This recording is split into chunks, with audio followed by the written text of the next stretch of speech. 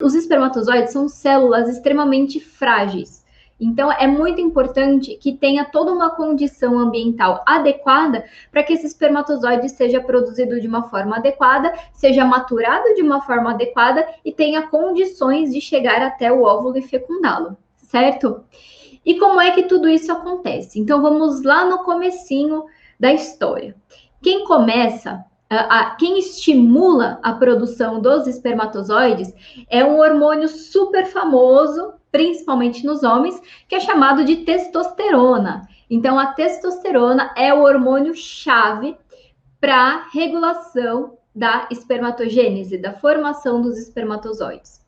Então, ter níveis ótimos de testosterona é fundamental.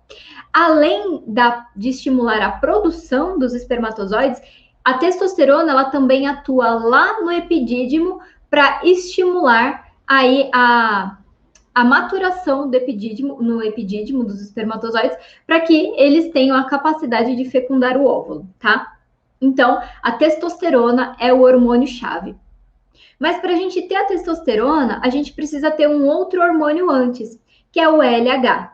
Né? O LH é o hormônio luteinizante. Ele tem esse nome porque lá na mulher ele estimula o corpo lúteo a produzir a progesterona. No caso do homem, o LH ele vai atuar nas células que chamadas células de Leydig, lá no testículo, e o testículo mesmo vai produzir nessas células a testosterona. A testosterona produzida nessas células vai penetrar ali no túbulo seminífero, onde acontece a espermatogênese, e vai estimular as células a se multiplicarem e a produzirem, então, os espermatozoides, certo? Então, aí a gente falou do LH e da testosterona, tá? Mas tem uma questão muito importante, né? Porque a testosterona é um hormônio que é solúvel em óleo. Então, as nossas células, a membrana das nossas células, ela é composta de gordura. Então, as vitaminas e os hormônios que têm essa capacidade mais gordurosa, essa característica mais gordurosa, vamos colocar assim, tem essa facilidade de entrar e sair das células sem precisar de transportador, de receptor, que nem a gente fala da insulina, enfim, que precisa. Não, no caso da testosterona, ela entra na célula e faz aí a sua ação. Só que aí, da mesma forma que ela entra, ela sai. E a gente precisa ter uma forma de deixar essa testosterona lá dentro, né? Para ela poder realmente exercer o efeito dela. E aí entra um outro hormônio, né? Que na verdade é o FSH. O FSH vai atuar nas células de Sertoli a produzirem uma proteína que vai se ligar na testosterona e vai deixar a testosterona em níveis ótimos dentro do testículo, dentro ali dos túbulos seminíferos, para estimular e produzir os espermatozoides. Então, é muito, mas muito importante que os níveis desses hormônios estejam em níveis adequados. Porque se eu tiver diminuição da testosterona, eu vou ter diminuição da produção dos espermatozoides, eu vou ter diminuição na qualidade desses espermatozoides, porque a maturação lá no epidídimo não vai estar legal. Então, é importante que isso tudo esteja funcionando de uma forma harmoniosa, né? Vamos imaginar uma orquestra, né? Uma orquestra, ela é composta por diferentes instrumentos, né? E aí, quando um instrumento ele toca sozinho, aquela música não faz sentido, né? Ele tá tocando só ali a parte dele. Mas quando todos os instrumentos tocam de uma forma sincronizada, adequada, forma a música. Agora, se um estiver tocando num tempo, outro no outro tempo, o outro tá um pouquinho atrasado, outro tá um pouquinho... Vai dar um negócio e a música vai ficar meio estranha, né? Da mesma forma funciona o nosso organismo, tanto no homem quanto da mulher. É muito importante, é fundamental que os hormônios estejam no lugar certo, na hora certa, na quantidade certa, para que eles exerçam os seus efeitos de uma forma mais adequada, tá? E aí temos outros hormônios que também interferem na fertilidade masculina. Por exemplo, os hormônios da tireoide. É muito importante que a tireoide esteja funcionando adequadamente, porque os hormônios da tireoide, que são responsáveis pelo metabolismo, vão também interagir ali nas células do testículo e também vão alterar e promover, né, a função, favorecer a função da testosterona, favorecer a produção dos espermatozoides. E se minha tireoide não estiver legal, eu vou ter comprometimento nesse sistema como um todo, tá? Outra coisa muito, mas muito importante, que a maioria dos futuros papais que a gente vê aqui com as nossas alunas não se importam muito, que é o sono. Ah, mas eu durmo super bem. Não tem problema, pode dormir super bem, mas que horas você vai dormir, né? A maioria dos futuros papais vão dormir lá depois da meia-noite, assistindo Netflix, mexendo no celular, vendo filme, vendo isso, aquilo. E aí, a gente tem o comprometimento da produção de um hormônio que chama melatonina, né? A melatonina é um hormônio que é produzido no escuro, à noite. Ou seja, a gente precisa daquele ambiente escuro para que a melatonina seja estimulada e produzida. É o hormônio do sono, é aquele que vai dar o sono. E por que dá o sono? Porque é a hora de regular e fazer a manutenção de todo o nosso organismo. Imagine uma máquina, né? Chega uma hora que você tem que desligar ali a chavinha, a máquina para de funcionar para que você vá lá e faça os seus ajustes.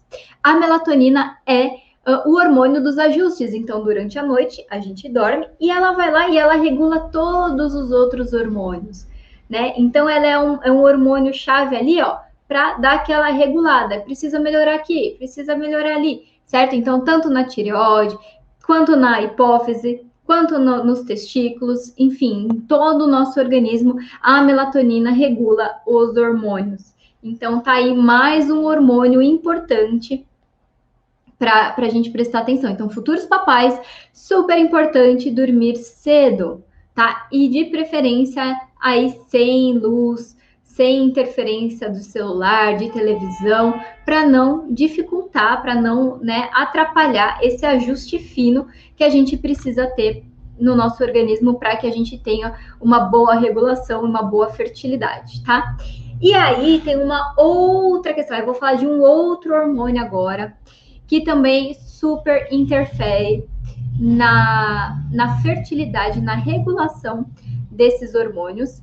E assim, essa condição, ela às vezes é banalizada um pouco pelos homens, que é o estresse, né?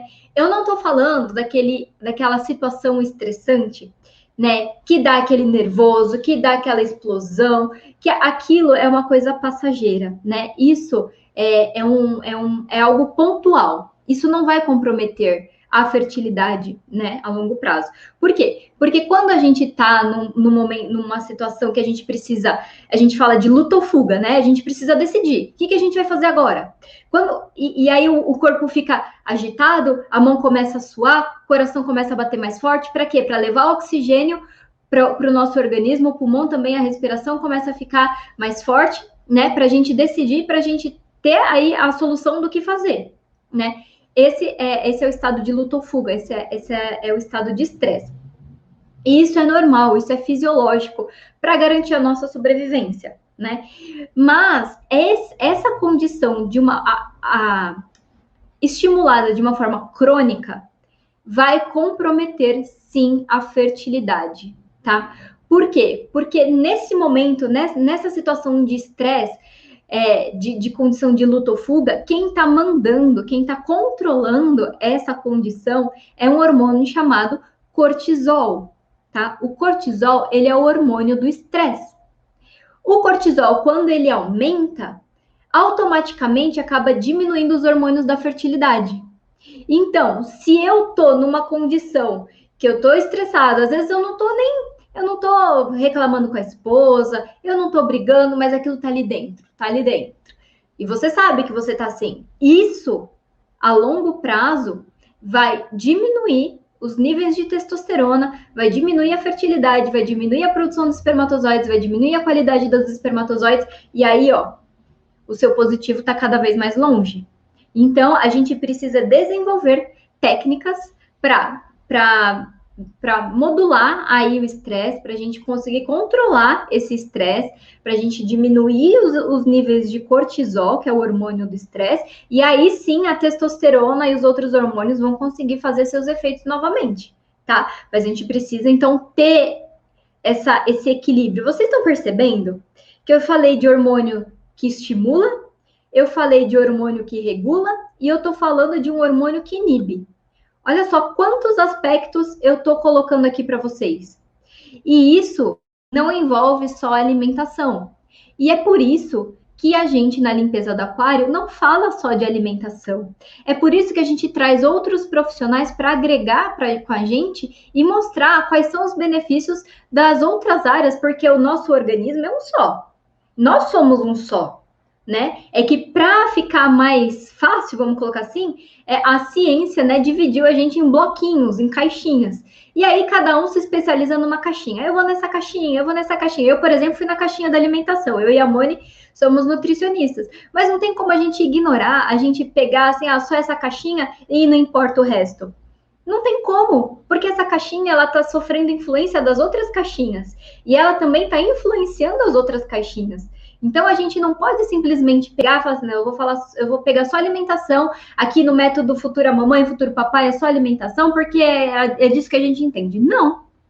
Né? A gente entende, a gente enxerga o ser humano como um todo. A gente vai como profissional até o nosso limite, mas a gente chama outros profissionais para agregarem com a gente. Então, a gente sempre estimula, por exemplo, a acupuntura, né? A gente estimula procurar ginecologistas da medicina funcional, porque tem essa visão mais geral, mais do ser humano como um todo e não dividido em caixinhas, assim como endocrinologista, né? Não sei se vocês viram, semana passada eu tive com a Carol, que é a doutora Carolina, né? Ela é endocrinologista e ela mostrou aqui o quanto que é importante a gente ver o ser humano como um todo e não ficar fragmentando em caixinhas, certo? Então, vocês viram que, né, que temos vários hormônios regulando a fertilidade. Agora, como é que a gente pode melhorar? Como é que a gente pode modular? E aí vem, então, a limpeza do aquário. O que atrapalha a regulação desses hormônios? Primeira coisa que atrapalha: alimentos industrializados. Quando eu coloco coisas estranhas, no organismo, o organismo não sabe como lidar muito bem com aquilo. Né? Os alimentos industrializados, eles vêm com coisas, com substâncias, com compostos químicos, que o nosso organismo, nós, né, evolutivamente, nossa origem ali, a gente sabe lidar com a comida, com os alimentos, com, né, com a proteína, com os carboidratos, com as vitaminas, com tudo que vem ali da natureza. Agora, o que sai disso é estranho para o nosso organismo. E aí entra uma coisa muito importante, né? Que não é tão comum nos homens como nas mulheres, mas que tem sim, que são as doenças autoimunes. Muitas coisas que estimulam as doenças autoimunes pode vir aí dos alimentos industrializados, porque não se sabe, né? Alguns já se sabe que faz mal, né? Aí a empresa fala, mas é só um pouquinho que eu tô colocando, não vai fazer nada, né? Mas é um pouquinho naquele produto, é um pouquinho naquele outro produto, porque a empresa não tem um produto só, né? Compra esse produto, compra aquele produto, aí daquele pouquinho, toma com aquele pouquinho, com aquele outro pouquinho, com aquele outro pouquinho. E a longo prazo, esses compostos, eles vão tendo efeitos negativos no nosso organismo. E um deles é estimular essas doenças que a gente não entende muito a causa, né? Tem gatilhos, a gente fala que são gatilhos, e gatilhos podem ser várias coisas, né? E a gente sabe, então, que uma dessas coisas são os alimentos industrializados. Então, retirar esses alimentos já é um grande passo para a gente diminuir, né, o comprometimento desses hormônios todos que eu falei para vocês. Uma outra coisa que compromete e muito é a contaminação por metais pesados. E aqui eu não estou falando só de alimentos, embora muitos alimentos já venham com uma alta carga de metais tóxicos, a grande parte dessa nossa exposição ambiental aos metais tóxicos vem do cigarro, da poluição, vem da panela que você usa, que você cozinha. Alguns alimentos também vêm contaminados com metais pesados, principalmente peixes, né? Vem com mercúrio, alguns alimentos com cádmio. O cigarro, gente, o cigarro é uma das maiores fontes de metais pesados. Tem mais de sei lá quantas mil substâncias dentro daquele negócio, né? E o nosso pulmão, ele tem uma certa facilidade de absorver alguns desses metais.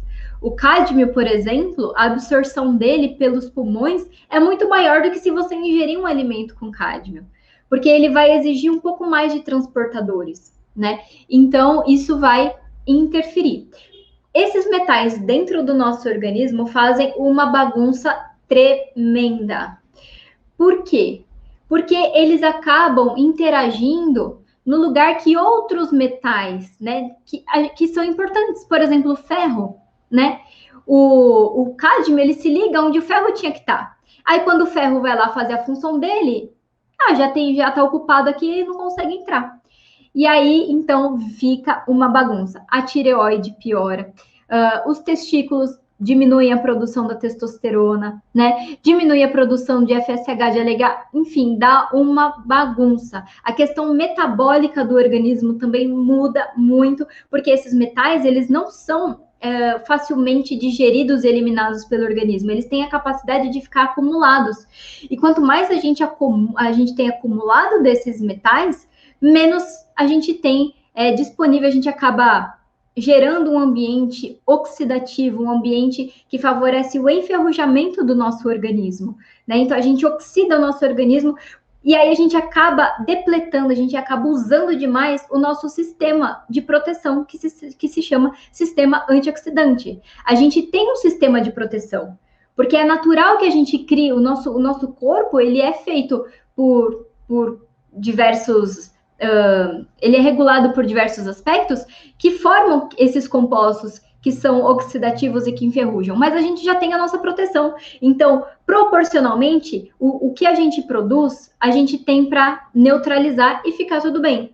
Quando a gente tem compostos que atrapalham esse sistema, isso vai comprometer. Então, por exemplo, o testículo e os espermatozoides, eles são ricos em ácidos graxos poliinsaturados. Nossa, que nome feio. É um tipo de gordura que ele é facilmente oxidado, ele é facilmente enferrujado. Ele tem uma facilidade muito grande de enferrujar, ele é muito sensível, né? Então, os espermatozoides sendo sensíveis, se a gente aumenta um pouco mais a produção desses compostos, pronto, já começa a lesionar esses espermatozoides, eles já não ficam legais. Ou então, não, eu não estou produzindo mais desses compostos que enferrujam, mas a minha proteção está diminuída, porque ela está sendo desviada lá para os metais pesados e eu não estou tendo aqui para proteger meus espermatozoides. Então, eu acabo deixando o meu espermatozoide mais suscetível e eu acabo diminuindo morfologia, diminuindo motilidade, diminuindo a fertilidade como um todo. Então, esse é um aspecto muito importante, tá? Futuros papais, futuras mamães que estão aqui me ouvindo, tomem cuidado. Se você fuma, tenta parar de fumar, faz um esforço, se dedique, né? É muito importante para a saúde do seu bebê. Inclusive, eu sempre falo isso aqui, isso foi a minha tese de doutorado, e tem muitos outros estudos, o meu foi só um pouquinho, né, no meio, um grãozinho de areia no meio da praia, mas a gente consegue perceber que o estilo de vida, principalmente a alimentação, mas o estilo de vida como um todo, deixa marcas nos espermatozoides. E essa marca, ela não vai mudar a sequência do DNA. Então, aquele DNA que você tem, ele vai continuar lá. Mas tem algumas coisas que ligam o gene ou desliga o gene. E isso acaba ficando marcado no DNA do espermatozoide. E aí essa marca vai para o filho. Essa marca vai para o neto, para a neta, para o bisneto, para a bisneta. É transgeracional, passa pelas gerações. O que você come hoje vai interferir no seu filho. Vocês sabiam que tem homens que é capaz de transmitir para os filhos coisas que as mães foram expostas, eles estavam lá de boa. Mas lá quando a mãe estava grávida dele, né, teve alguma coisa que interferiu ali nele e que ele passou essa informação. E não mudou o código genético, é o mesmo. Mas o que mudou? Essas marcas que a gente fala de epigenética, tá além da genética, tá ali influenciando a genética.